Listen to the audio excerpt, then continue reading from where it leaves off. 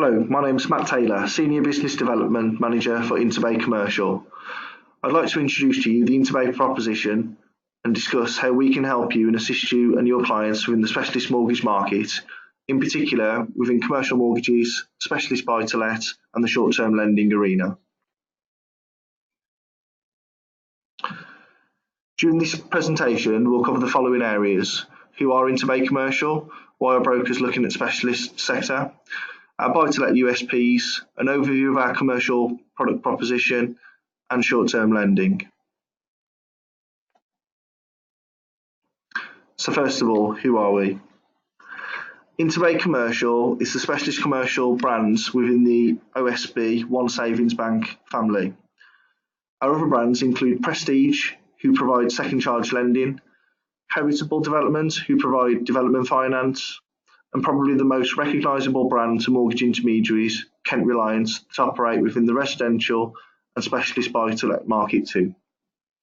We have a group balance sheet of over 9 billion, and we're the first new bank to float on the stock market in the last 10 years, joining the FTSE 250 in 2015. The common theme across all of our brands is that brokers are our business.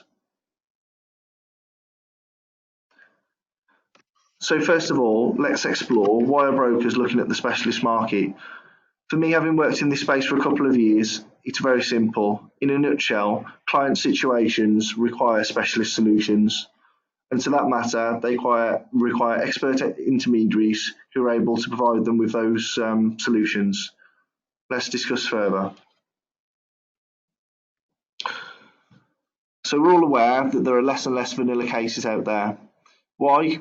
Again, people's circumstances change all the time, and ultimately, the bigger banks historically do not like complex situations.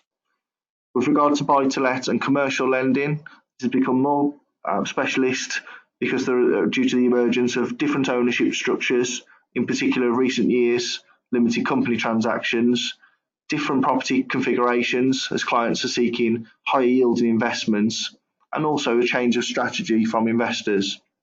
This has all given brokers an opportunity and made clients really value the human advice and the human touch when placing mortgage deals and obtaining finance.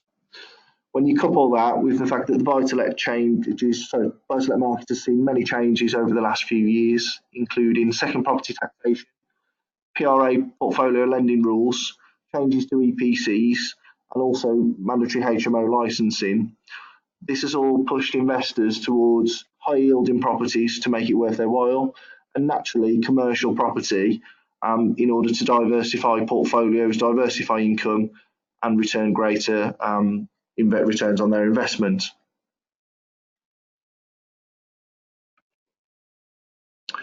So as a broker, let's talk about what opportunities exist out there for you and what patterns we are seeing from experienced property investors at the moment. We're certainly seeing more and more inquiries for larger institutionalised HMOs and student developments.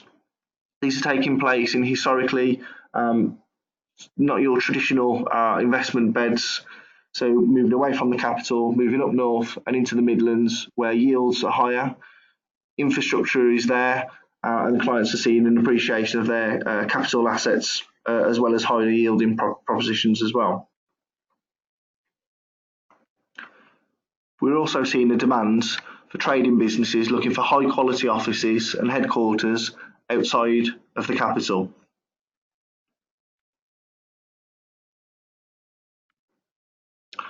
Moving on to our commercial products and discussing how we can assist your clients with their commercial needs. We're seeing a pattern of investors looking to diversify their income streams, seeking commercial leases, as these offer longer income security and are generally seen as less maintenance than ASTs and traditional residential leases. We're seeing larger momentum move to larger HMOs and larger residential portfolios, even investors looking at buying whole portfolios from landlords who are seeking to offload. We're also seeing opportunities in areas that are having funding spent on them, improving infrastructure, and this is resulting in properties seeing a capital appreciation. Commercial investment obviously is also seen as a more hands-off investment and less maintenance, with many of the obligations to maintain the property handed over to the tenant, as opposed to buy-to-let properties where it's very much the landlord's responsibility to ensure the property is fit for purpose. As mentioned earlier in the presentation, we're providing a solution for an awful lot of clients who are seeking the following. High loan to values. As discussed, we can look at up to 75% of vacant possession value, giving the clients the ability to proceed on a commercial mortgage with minimal deposit, or if they currently own commercial assets, giving them the ability to gear up for a number of lawful purposes, including further investment, maybe business expansion, etc. To that note, we also offer interest only, right up to 75% loan to value, subject to normal underwriting approval. So crucially for investors and owner-occupiers, this gives them the ability to maintain cash flow. Clients do also have the ability to make overpayments on the mortgage as well. So in particular, if you've got a trading business or an owner-occupier deal that's concerned that they're not going to be able to clear off the debt, they can utilise the overpayment facility. In order to get up to the high loan to values that we see investors seeking, we also have a 125% debt service coverage requirement, which is far lower than is generally offered within the high street. We're able to accept multiple assets under one facility, and we're able to consider various assets under one facility as well. So again, if you've got clients who own multiple commercial property, we could offer them one facility, one loan, one set of accounts for their accountant to deal with, and crucially one mortgage payment. We're also seeing an emergence in clients needing to hold on to commercial property later in life. So we are able to offer up to 85, a loan term that takes the clients up to 85 at the end of the term. This is also useful if clients are looking to do inheritance tax planning and to bring family into the fold when thinking about their future intentions for the property. And again, we're able to offer up to a 30-year term in line with most conventional mortgages, not simply limiting the mortgage term in line with the commercial lease that's in place. So let's discuss how you identify when commercial funding is required. As part of your relationship with clients and when fact-finding them, do you fully explore their commercial finance needs? Naturally, as a mortgage broker, you will come into contact with many self-employed individuals. Again, when completing the fact find, I would just challenge you guys. Do you ask the question, you're self-employed, do you have trading premises? If they do they rent those trading premises? Do they have the aspirations to buy? Do they own commercial premises outright at the moment? Have they considered gearing up against these assets as part of a solution? Or who simply funds them at the moment? Did they just go back to the business bank? Did that bank sort of limit the loan to values, or maybe restrict the borrowing in any way? If commercial finance is in place, or the clients do already own commercial assets, do the clients have the appetite to borrow more money against them in order to go and purchase further commercial investments? Again, if your clients already own commercial property, have they given consideration to future tax planning? Have they spoken to their accountants, maybe about incorporating the property and taking necessary tax advice? And have they thought about inheritance tax planning and estate planning as well? All opportunities to speak to clients about commercial finance and commercial mortgage needs. And finally, has the client changed strategy? Perhaps they did trade from a premises, no longer have the need for that premises anymore with the emergence of e-commerce, and now wish to rent out that property and turn it into an investment.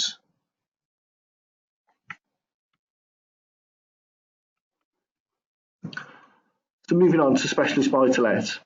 As mentioned, we are part of the OSB group, OneSavings Bank group, and Kent Reliance are more associated with buy-to-let lending. But let's look closer at the differences and how we can help not only with commercial lending, but also buy-to-let.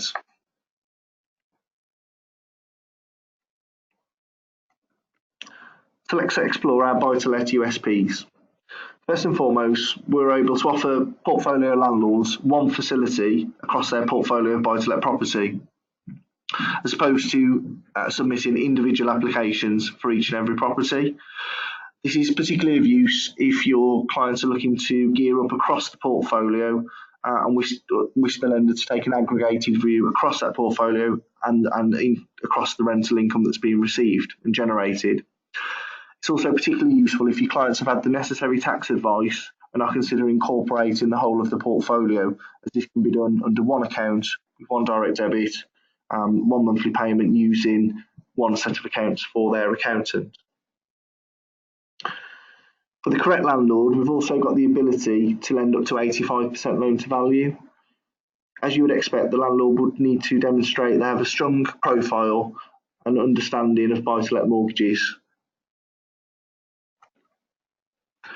We also have the ability to take a more commercial view on complex ownership structures. So many specialist buy-to-let lenders, including our sister company Kent Reliance, will insist that if clients are buying a limited company, then this must be an SPV. Over at Interbay, we have an alternative solution where we can lend to trading companies, SPVs themselves, SPVs owned by trusts, holding companies and subsidiary companies as well. We have a minimum loan amount of 100k, but crucially, we have no maximum loan amount. No maximum exposure per borrower. All cases are assessed on a case-by-case basis. So yeah, if you have a particularly strong portfolio landlord who is looking for quite large borrowing, then we can certainly be at home and look to accommodate. As mentioned earlier, we've talked about larger HMOs, we've talked about large purpose-built blocks. Here at Interbay, we have no limit on the number of bedrooms within a HMO or the number of rooms or units within a multi-unit block on one freehold title. Again, traditionally, specialist buy-to-let lenders will have caps. And again, our sister company, Kent Reliance, are very competitive in terms of the rates that they're offering if your clients have up to a certain level of units within a block. Here at Interbay, we have no limitations. It's not unusual for us to fund a freehold block that's maybe got 50, 60 units within the block. We also have the ability to offer a commercial valuation on properties where individual units may not be considered mortgageable. So for example, if a valuation has been carried out on a property and it's been ascertained that some of the units within a block are under 30 square metres, or perhaps they have shared utilities, and this does not sit well with your traditional buy-to-let lenders, we've got the ability to assess that property as a single asset, with a single asset value, and offer borrowing against that value. And we do also have the ability to lend to expats. We have quite specific criteria regarding expat borrowers, but again, we're seeing more and more inquiries for buy-to-let mortgages for expats.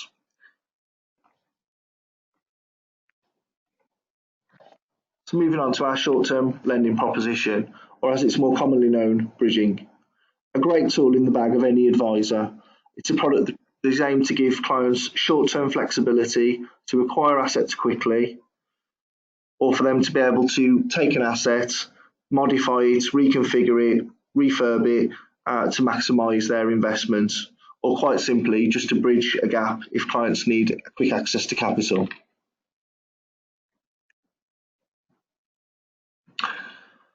As a commercial lender, we operate in the unregulated market, so all of the bridging propositions that we offer are unregulated.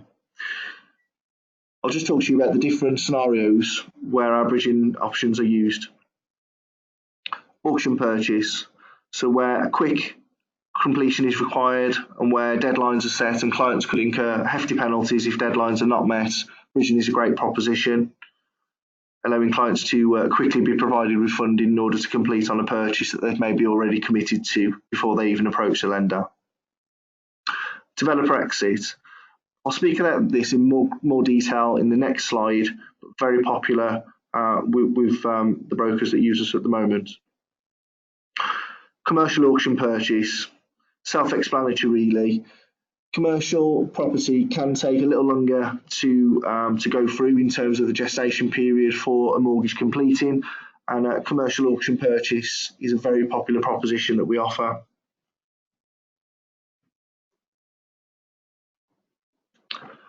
Light or medium refurbishment of a property, very common within buy-to-let investors, where investors are seeking a property that's maybe slightly run down or in need of work or repair in order to get it into a lettable condition or to simply maximise the rental potential on the property.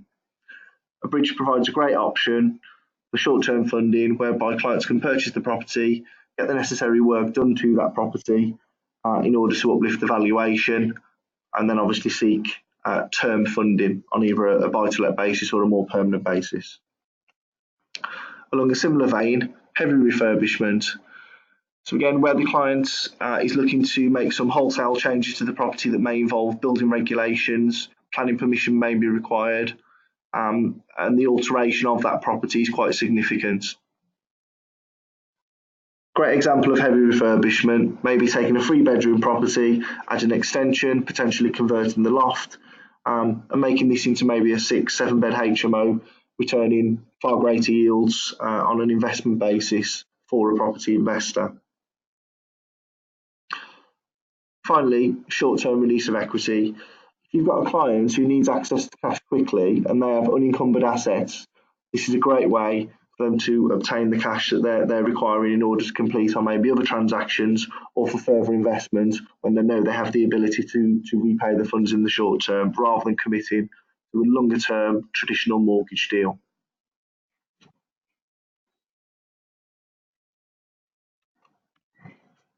So developer exit.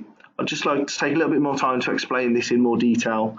And this has proved very popular over the last sort of 12 to 18 months, given the current climate and the potential slowdown in the housing market. So if you've got developer clients or builder clients who've maybe built out on a specific project, the project is now completed, and they're looking to raise some capital for one of the following reasons: to repay development finance, to move on to the next project, or simply just to give the properties sufficient time to sell, it's a great proposition.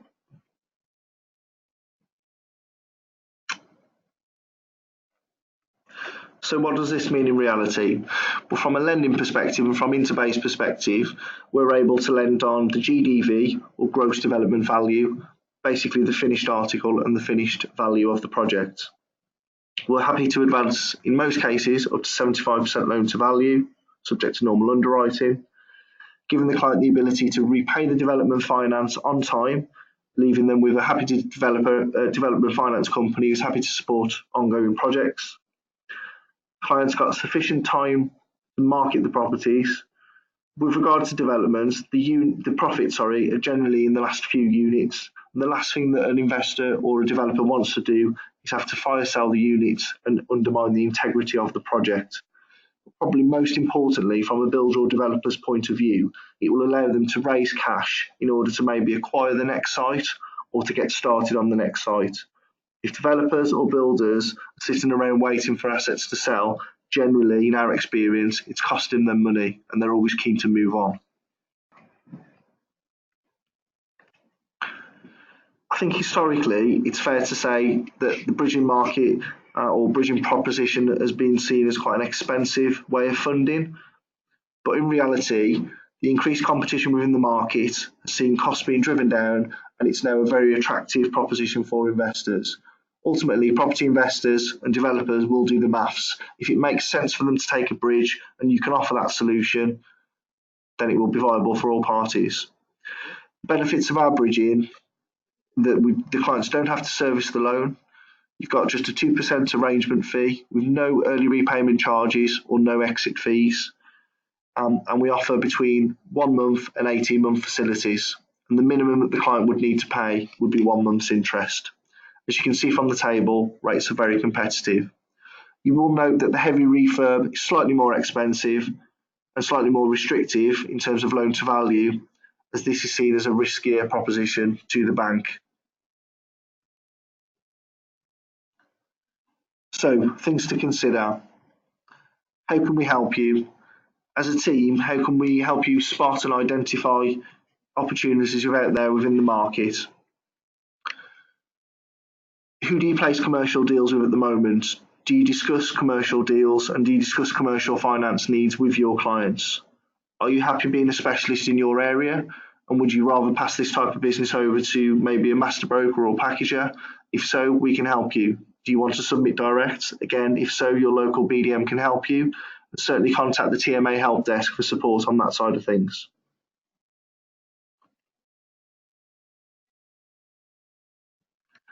So what should you be looking out for? Certainly portfolio buy-to-let landlords. Are they looking to diversify? Certainly discuss with your self-employed clients where they trade from, who funds it, and just take a more holistic advice, a holistic view on your advice that you provide to them. Take your business to the next level. Don't miss out on opportunities. If you guys don't write the business, then somebody else out there will. So finally, thanks for watching. If you'd like to speak to Interbay directly, please see on the screen at the moment contact details for your local BDM. As you can see, the guys provide national coverage. So if you need any help or support, just pick up the phone. Thank you.